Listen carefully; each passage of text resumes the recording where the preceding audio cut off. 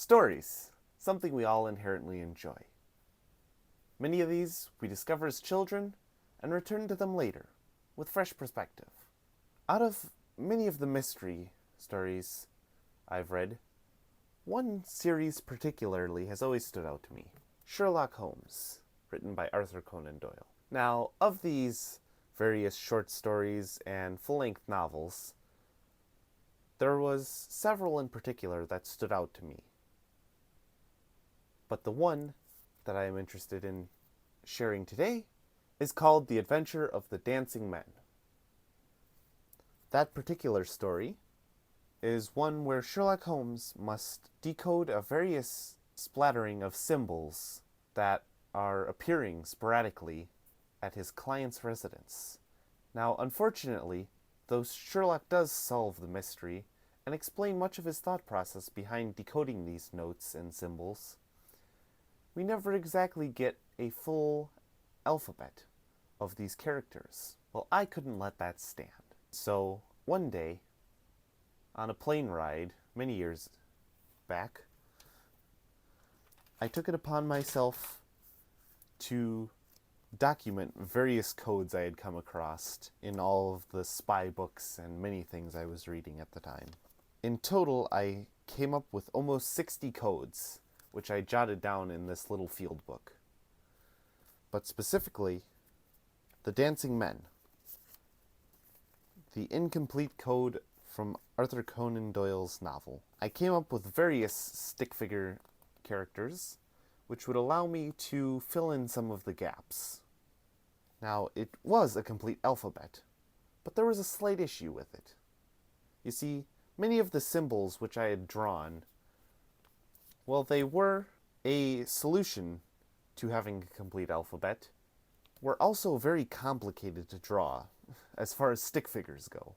So, later, I came up with a revised version by first starting with drawing various stick figures in various poses that will allow me to pick some of the simplified ones and translate that underneath a full alphabet.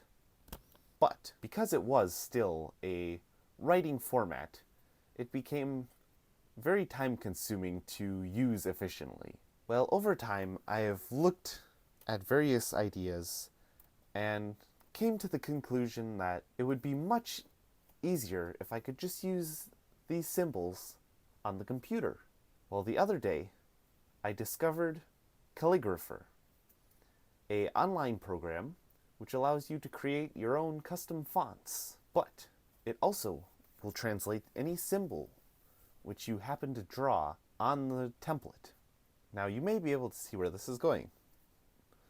Very quickly, I translated all the symbols onto the alphabet, and I mean, to be fair, it actually wasn't very quickly, but in the long run, it'll be much less time-consuming than individually drawing out every single message.